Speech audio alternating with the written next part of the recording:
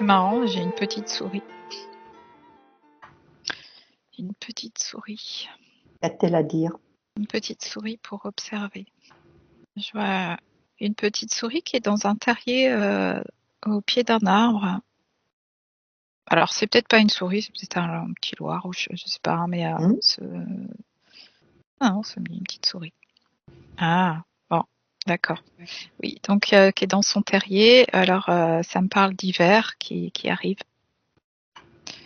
Ça me dit que la nature ou les animaux dans la nature se préparent pour l'hiver. Donc ils ont leur petit nid, ils ont fait suivant chacun leurs besoins, des réserves ou en tout cas ils sont prêts. Ouais, je vois cette petite souris dans son terrier au chaud, plutôt un baisse d'activité, on va dire. C'est ouais, on pourrait dire en dormance quelque part. Et toi, Bernard? Alors moi j'ai eu le chat qui est venu tout de suite, et puis l'écureuil, et là j'ai les insectes qui viennent, les araignées en particulier. Donc là le chat il vient se lever dans le creux de ses maîtres, il se met au chaud dans des coins, il est là tranquille et il regarde, il observe l'humain pour rendre compte. J'entends ça, pour rendre compte. Et ensuite, en écho de ce que disait Marie avec la petite souris, moi c'était un écureuil qui terminait de faire ses provisions. Il faisait le tour de toutes ses caches, parce qu'il y a plusieurs cachettes. Et puis il rentrait dans le creux de son arbre, où il avait mis de la mousse, où il avait il avait pris un peu de son poil pour faire un nid douillet. Et puis là, il était en train de se lever, tranquille. Et alors, ça devait être une petite femelle parce que elle se mettait là dans un petit confort. Et puis elle était déjà à penser que c'est l'hiver bientôt, là, on entre dedans, mais après ça va être le printemps et je vais avoir à nouveau des bébés, ça va être magnifique. Vivement que mon amoureux écureuil il arrive. Et que Le conteur Bernard. c'est ce que je vois, c'est ce qu'elle me raconte, parce que C'est je mignon. vois qu'il y a, Ouais. c'est mignon, que voilà, c'est en dormance, mais que la dormance, ouais, le mot dormance il est là. C'est aussi la promesse d'une belle activité après. On reprend des énergies, on se repose. Voilà, ça c'est le côté idyllique. Mais après j'ai d'autres infos qui sont pas du tout du même ordre, qui sont là en même temps. Ça c'est l'image d'Épinal. C'est l'énergie générale de la nature, au-delà de la projection de l'humain. Ça se prépare pour l'hiver. Ça réduit son activité et voilà, ça se met à l'abri. Ouais, je vois les chenilles qui passent l'hiver enfin, c'est pas les chenilles, c'est déjà les chrysalides, mais qui rentrent dans la terre, qui savent creuser dans la terre pour passer l'hiver hors gel, donc elles vont profond, hein, et qu'elles savent déjà qu'elles vont devenir un papillon.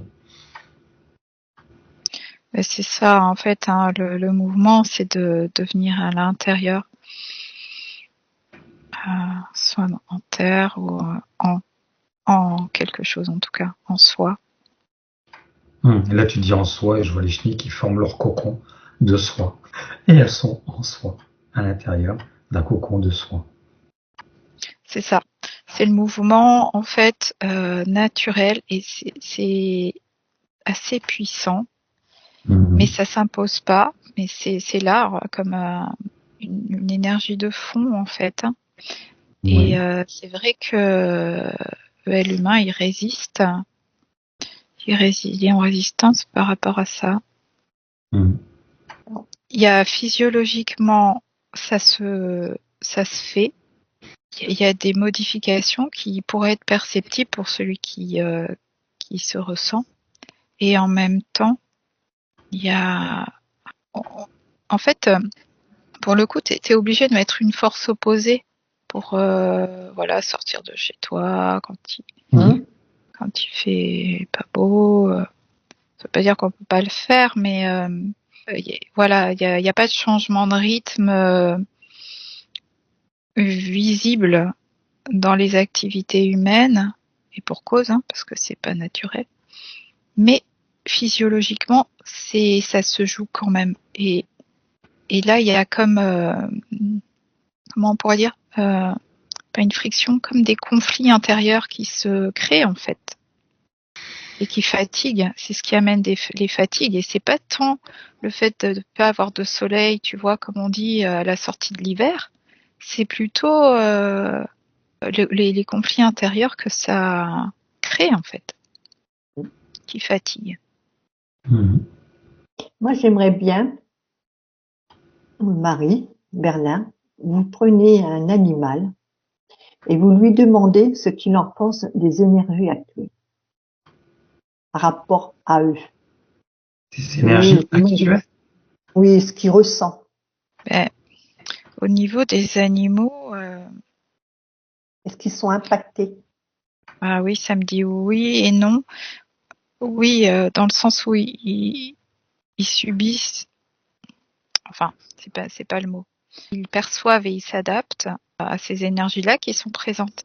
Par contre, il n'y a pas de jugement de leur part. Il n'y a pas de jugement qu'on peut projeter comme nous, les humains, on juge. Donc eux, ils s'adaptent, ils perçoivent et ils font en fonction. Donc c'est vrai pour le climat, l'abondance de nourriture ou pas, ils s'adaptent. Moi là, Il n'y a aucun jugement. Hein. Ouais. Moi j'ai un escargot là qui s'est présenté à moi et en fait, il a conscience que il a plus vraiment faim. Pourtant, il y a encore des choses à manger, mais il ressent l'appel. C'est le bon moment pour entrer en terre et que le reste, ça n'a plus d'importance. Donc là, vous me parlez de ceux qui vont hiberner, vont s'endormir. Alors, et ceux qui ne hibernent pas. Ouais, alors oui, parce qu'il y a des différentes couches ou cercles d'influence par rapport à l'humain. Si on met l'humain au centre, on fait l'exercice. Admettons que l'humain, voilà, je le mets au centre et puis il y a ces cercles d'influence, tu vois. Donc il y a ceux qui en sont plus ou moins éloignés. Donc là, ce que je percevais en premier, c'est ceux qui sont pas directement sous l'influence de l'humain. Ouais. Et là, si je me mets au plus proche de l'humain, donc avec les animaux domestiques, ce qu'on appellera domestiques, les compagnons directs, c'est assez variable et c'est assez ambivalent. Je me positionne au niveau occidental, là chez nous, hein, pas dans d'autres tribus ou d'autres cultures qui ont un rapport à l'animal différent. Mais nous, les animaux qu'on a dans nos maisons, c'est comme si c'était pas tout à fait un objet, mais il y a quelque chose de la fabrication humaine. C'est comme si l'humain, là, par chez nous, il modèle, il façonne son animal de compagnie, tu vois, à son image. Enfin, il essaye en tout cas. Où il contrôle. Il y a cette question de contrôle. Alors je sais bien que c'est pas vrai pour tout le monde, c'est pas ça, mais en majorité, il y a ce besoin de maîtrise et de contrôle, puisque c'est plus l'animal de compagnie qui s'adapte que l'inverse, qui se conforme. Il accepte alors. Ça me dirait presque qu'il n'a pas le choix. Donc d'un certain côté, oui, et d'un autre, tu vois, ça me dit non, il n'est pas au service. Il est un miroir. Donc il n'est pas au service dans le sens où l'humain c'est le centre du monde. Ça me le dit comme ça. Hein. L'humain se croit au centre du monde, donc on va projeter que les animaux viennent à nous, l'âme des animaux pour nous servir, nous aider. Ça clairement c'est une projection humaine et c'est de l'ethnocentrisme. Alors là c'est pas guégué, hein. Mais bon, là il y a comment dire un chemin à faire pour ça me met le parallèle avec les enfants, on en parlait plus tôt, de pas considérer que l'enfant est à former, à élever, machin, mais qu'il est il est une richesse qui peut s'exprimer et qui peut apporter tout autant, au contraire même, avec l'innocence et la pureté. On aurait plus à apprendre de nos animaux de compagnie ou de nos enfants ou des personnes différents, l'inverse. Quelque part, on impose. Alors en fait, oui, ça me le montre comme l'humain comme un vampire qui aspire. Là, je le vois comme ça. Ça aspire au lieu d'aller vers, d'aller à la rencontre. Ça ramène tout à lui. Et je suis dedans. Bernard. Ouais. Excuse-moi, Marie. Non, je me souvenais même plus de ta question du coup. Mais vas-y Bernard. Moi, j'ai mon mental qui est très présent parce que j'ai eu une info et donc j'essaie de le mettre de côté et ça revient tout le temps, quoi. Alors, dis. Peut-être que c'est une info quand même. Mais là, je connecte à quelque chose qui est pas cool du tout, quoi. Cet hiver, il va y avoir beaucoup de pertes dans le monde animal et que beaucoup d'animaux le savent. Les humains, ça va les catastropher. Ça va leur faire très peur. Et eux, les animaux, ils savent que c'est juste un moment de l'évolution de ce qui se passe. Et là, je reçois et propose de dépasser ça, de pas nous laisser prendre par cette peur, parce que de toute façon, eux, ils sont déjà dans une autre dimension de conscience, et c'est là qu'ils veulent aller, c'est là qu'ils vont, et ils vont nous y attendre, et ils nous y retrouveront. Et c'est ça qui vient et qui arrête pas d'être martelé. En même temps, je perçois l'impact que ça va avoir sur les humains, comme s'il allait y avoir une perte de masse au niveau des animaux. Bon, j'espère que je me trompe pas. Ben, comme tu dis, en fait, c'est dans l'ordre des choses. C'est sûr. C'est une information. Alors, je peux regarder si c'est en lien avec cette fameuse hausse des fréquences énergétiques. Comme si c'est peut-être juste une ligne de temps, hein, qui est fort probable, mais c'est peut-être pas celle qui se réalisera, mais c'est fort probable. Alors, c'est toujours subtil, donc il y a des changements de fréquence, parce que à élévation, ça me disait non, mais il y a changement de fréquence. Alors, je sais pas trop quelle est la différence, mais a priori, il y aurait une subtilité là. Et donc, en fait, l'état de extérieur à nous comme intérieur, parce qu'on se rend pas compte de toutes les bactéries qu'on a, enfin, tu vois, toute la faune et la flore qu'on a à l'intérieur de nous, qui nous constituent aussi, et qui se reflètent à l'extérieur. Donc, cet état-là, il n'y a pas à avoir peur ou à juger que c'est bien ou c'est mal, parce que c'est une information pour nous dire comment ça vibre. Et tu vois, là, le problème, c'est que personne n'a la grille de lecture. Alors, on peut avoir des grilles de lecture catastrophiques, de non-maîtrise, de non-contrôle, auxquelles ça nous renvoie. Et c'est pas la grille de lecture correcte, quelque part, parce que oui, elle est teintée d'émotionnel, de mental. Donc, alors, ce serait quoi la grille de lecture dans le point 0 ou dans le point neutre? Bon, c'est le mot cycle qui vient. Ouais, c'est ça, c'est dans l'ordre des choses, c'est l'évolution qui a un niveau qui nous dépasse parce qu'on n'a pas la mémoire. Enfin, on l'a, mais elle n'est pas accessible à celui qui est dans son mental et dans son émotionnel de façon détachée. Parce que la perte des animaux, il y en a toujours eu, hein, puis il y en aura toujours. Hein. Ouais. Donc c'est toujours la même chose, c'est que les peurs nous gouvernent suffisamment pour que on n'ait pas accès à cette grille de lecture.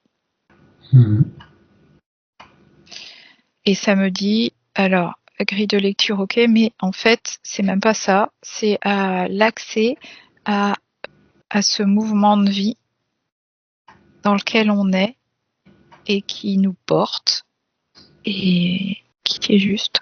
Et que là, toutes ces résistances qu'on met en place sont justes aussi roller, alors, en fait, ce serait comme tu dis Marie-Claude, encore très simple, c'est-à-dire qu'on ne devrait pas à projeter ni regarder en arrière ni regarder devant, mais être au temps présent. Et ça, pour l'instant, l'unité n'est pas dans cette capacité globalement. Mhm. Globalement, ouais, c'est compliqué parce que tout nous ramène à faire des projections. Moi, je regarde pas les infos, tout ça, mais ça arrive quand même à moi et je dis waouh.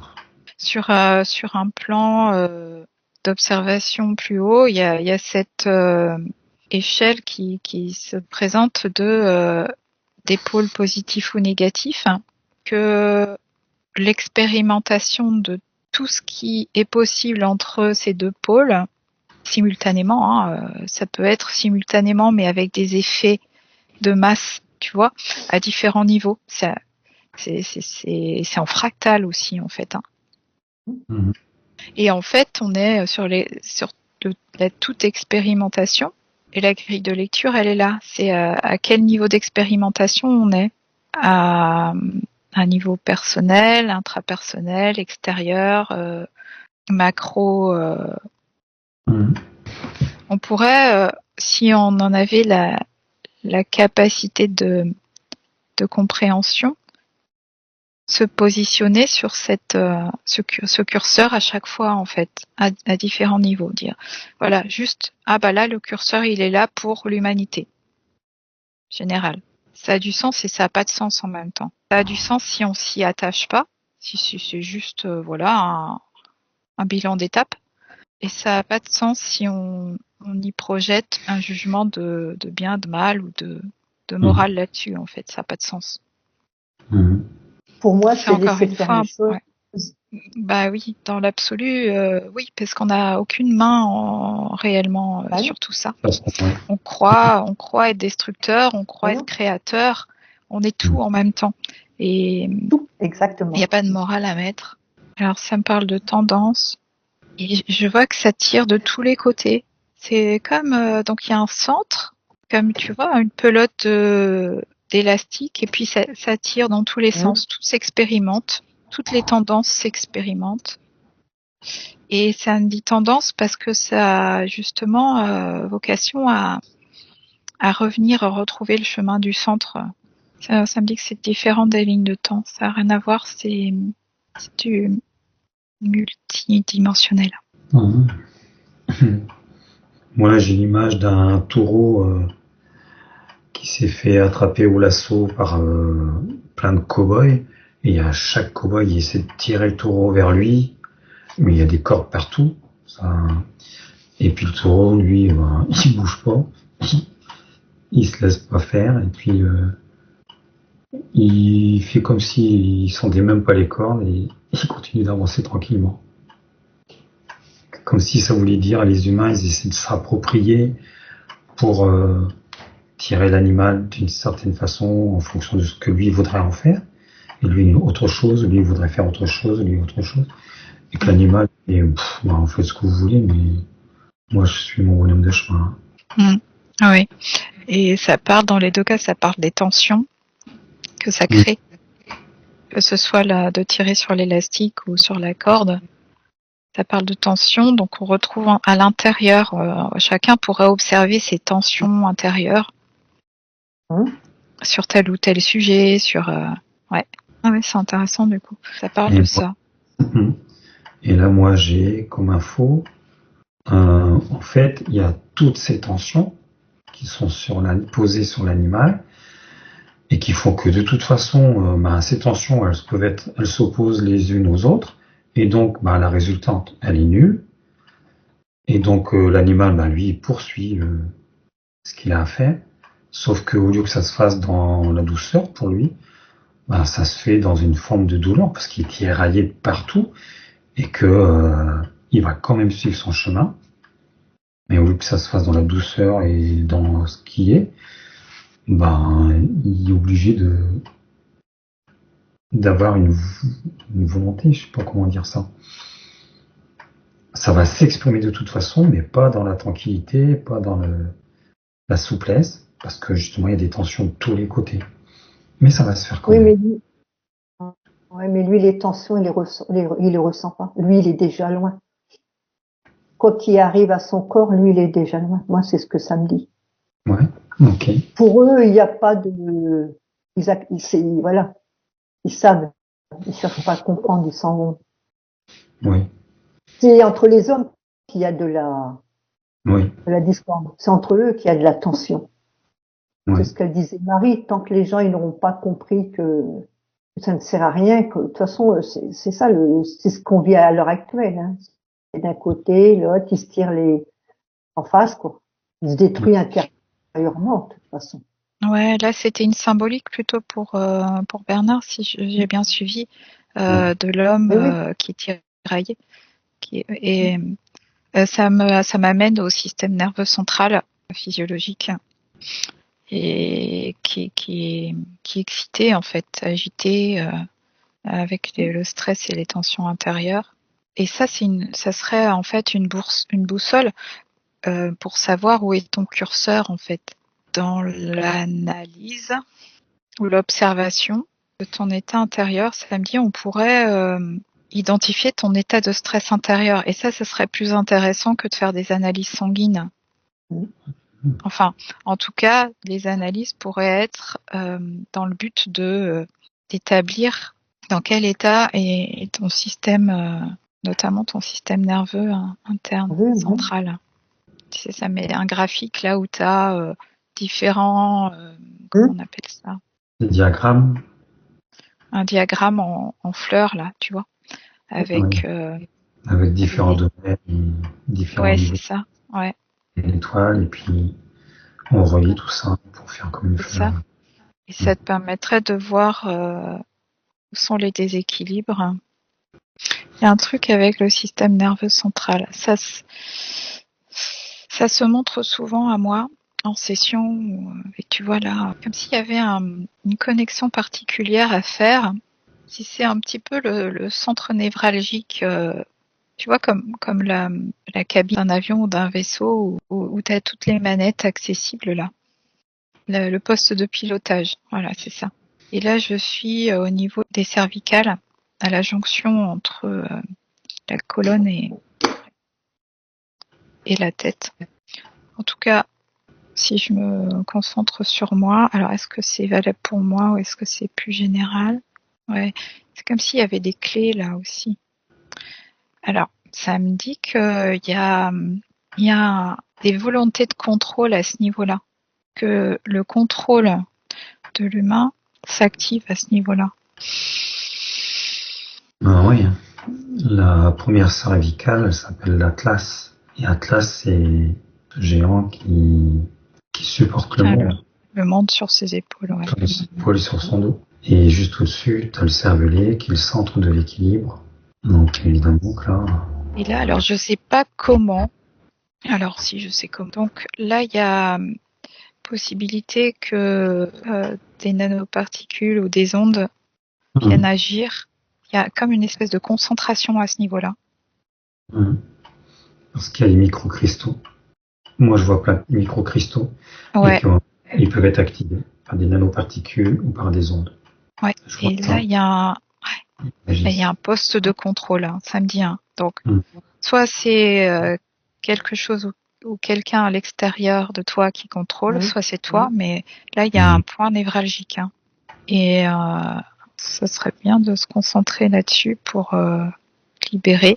Ouais, ça me parle de sensibilité aussi à la réception de pensées extérieures, de formes pensées, de manipulation d'égrégore, de manipulation de masse. On en revient toujours au programme. Ouais. Il y a un poste de contrôle, hein, ça me dit, ouais. Mais c'est pour l'être humain ou aussi pour les animaux? Certains animaux.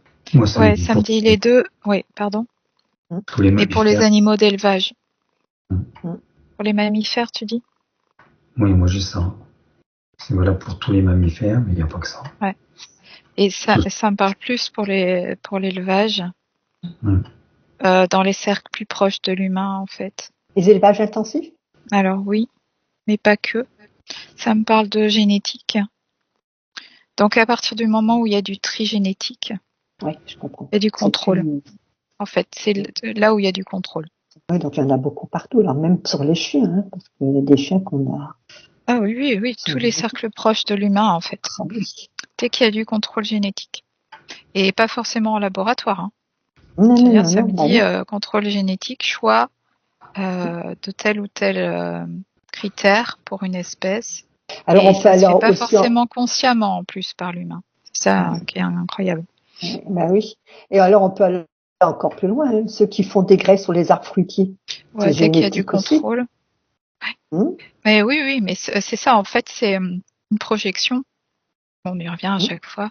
C'est une Ah projection ouais. de l'intérieur vers l'extérieur. Ouais, tu vois, ça me ramène au film. Est-ce que c'est dans Matrix, je me souviens plus, où il y a une connexion là à la base du crâne. Oui, oui. Il y a ça, et puis aussi dans Stargate. Avatar aussi. Oui. Il y en a, ouais, ok, d'accord, ça me ramène là. Ok, donc il y a vraiment quelque chose là à déconnecter, à libérer, je ne sais quoi, mais Moi, j'ai carrément le film The Island qui vient, où les êtres humains sont élevés en batterie, des réplications des stars, etc., pour servir de pièces détachées. Et qu'on fait ça avec les animaux aussi. De toute façon, les laboratoires qu'on fait des expériences sur les singes, sur les animaux, on le fait sur l'être humain aussi. Hein. Donc, Oui, le clonage. bah oui. des accroches énergétiques là pour du contrôle et c'est très relié à ce qu'on appelle l'IA aussi. Pour moi, l'IA c'est de l'énergétique qui prend place dans la matière de façon plus dense.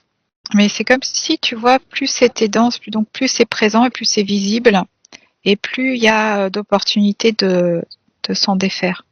Plus c'est visible, plus ça peut être teinté. Ouais. Ouais. Donc des connexions, des cristallisations à ce niveau-là. Moi, je sais pas pourquoi, mais je vois le rachis, la colonne vertébrale, et c'est le coccyx qui se présente à moi, comme si c'était directement connecté de l'atlas au coccyx, qu'il y avait quelque chose, un lien direct. C'est peut-être le chakra, je sais pas. Comme si l'un avait une influence directe sur l'autre, dans les deux sens. Et que ça permet de rééquilibrer le déséquilibre qui serait là-haut, des informations. Hein. Alors, comme si, moi ça me dit ça, reconnecter à la nature elle-même, c'est un moyen de chanter ces ondes qui sont utilisées pour activer les cristaux qui sont là et les nanoparticules qui sont concentrées à ce niveau-là, tout en haut, au niveau du cervelet, entre autres. Et que le fait d'aller dans la nature, se connecter à l'eau, enfin se connecter, c'est être là, à l'eau, écouter, voir, boire, et l'eau des ruisseaux, la nature. Moi, je vois la forêt, quoi, le bois. C'est un moyen de chanter ça. Un moyen Ouais. naturel. Alors, ouais. Soit c'est un moyen, soit c'est une résultante.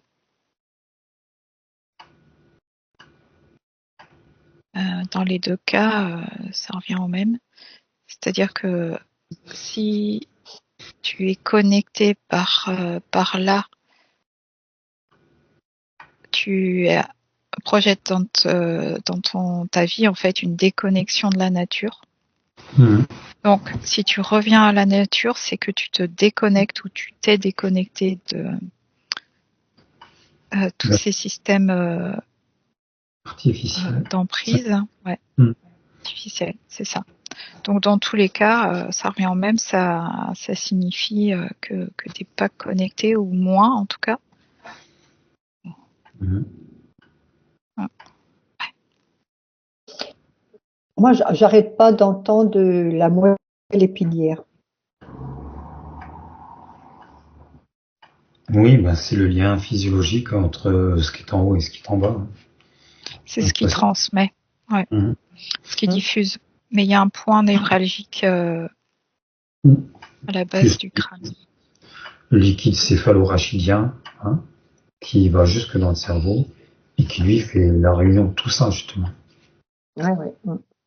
Et comme on avait vu que les liquides, l'eau entre autres, c'est le transport d'informations, ben là c'est clair, c'est comme une évidence pour moi. C'est un circuit énergétique.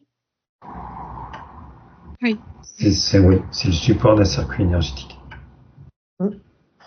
Oui. Ou c'est un circuit énergétique condensé. Il se matérialise par ce liquide. Ce qui revient au même. Alors depuis tout à l'heure, j'ai aussi la propriété d'émetteur-récepteur du corps qui est présent par rapport à ce point-là. C'est vraiment, en fait, c'est comme si tous les boutons d'activation du corps, enfin, c'est vraiment comme une salle de contrôle, quoi, une salle de pilotage. J'ai ça qui s'impose là. Donc, se connecter à ce point-là, Alors moi j'entends c'est vraiment intéressant. Ouais. C'est la salle de contrôle de ce qui est du système automatique. Et donc ce que nous propose de s'y connecter en conscience, c'est très intéressant parce que c'est ce qu'on laisse faire à notre corps. C'est le corps on pense que c'est le corps qui maîtrise tout, mais il y a des énergies qui ont compris comment utiliser ça à notre insu, à l'insu de notre conscience, à notre conscience humaine, hein, pas la supraconscience, hein, qui elle sait de toute façon. Et que oui, c'est l'accès à tout ce qui est système automatique, tout ce qui est les réflexes, etc. La régulation des hormones, des sécrétions sympathiques, parasympathiques, sans lesquelles on peut agir. Ouais, je confirme. Et par contre, quand je mets les programmes juste à côté, là, je vois pas comment ça s'articule. Oula. Donc, si je mets donc système, cabine de pilotage, poste de contrôle plutôt, c'est vraiment le mot là, poste de contrôle avec programme. Oui. Ça me dit c'est pareil. Ouais, c'est pareil. C'est un autre mot. Alors voilà, donc on y revient. Clairement, c'est qui est aux commandes. Voilà. Dans le poste de pilotage. Il peut y avoir du monde. Hein. Ah ouais. À partir de là, s'il y a, comme tu dis, il y a quelqu'un, c'est que la personne a donné son accord aussi, quelque part. Ouais, tu parles des consentements. Oui. Là, on est vraiment dans le, comme disait Bernard, dans l'automatique, dans l'inconscient, dans la programmation. Ouais. Moi, je vois plus programmation et les programmes génétiques, etc. Oui. Donc, Oui, est-ce qu'on est vraiment consentant quand on est manipulé génétiquement, par exemple? On peut se poser la question, à quel niveau on est consentant? Ça va être très relatif. Tout à fait. Oui, c'est ça. Donc, il y a différentes couches de conscience et à quel niveau ça se joue. On part du principe, quand on travaille en hypnose, qu'il y a une reprise de responsabilité, donc une reprise de contrôle. Oui. C'est pas le mot, hein, enfin, par rapport à ce que j'observe là, ce qu'on observe là. Une reprise de responsabilité, donc de souveraineté, de pouvoir, de puissance. On met tous les mots qu'on veut. Mais c'est ça, hein, c'est qui crée, qui est aux commandes. Reiki ou quoi. Donc là, il y a un point névralgique qui est accessible à tous pour observer ces interférences, ces blocages. Alors observer et percevoir, parce que même si on n'a pas d'image ou de mots, on peut percevoir les tensions là en fait. Et en les observant, elles peuvent se dissoudre les unes après les autres. Ouais. Voilà, quand tu dis ça, j'ai mon épée de pouvoir qui est venue se placer, se superposer à toute ma colonne vertébrale. Il y a tout ce système nerveux du rachis. Voilà. Et elle vient se caler dessus. Comme si c'était pour dire ce pouvoir-là, je le reprends. Il est à nouveau de mon pouvoir de gérer ça. Et je peux laisser à mon inconscient, à mon corps, ce que je veux bien lui laisser. Et que à mon corps. Et là, j'ai un pommeau le pommeau, la garde, la poignée qui s'active, qui change de couleur, qui rayonne.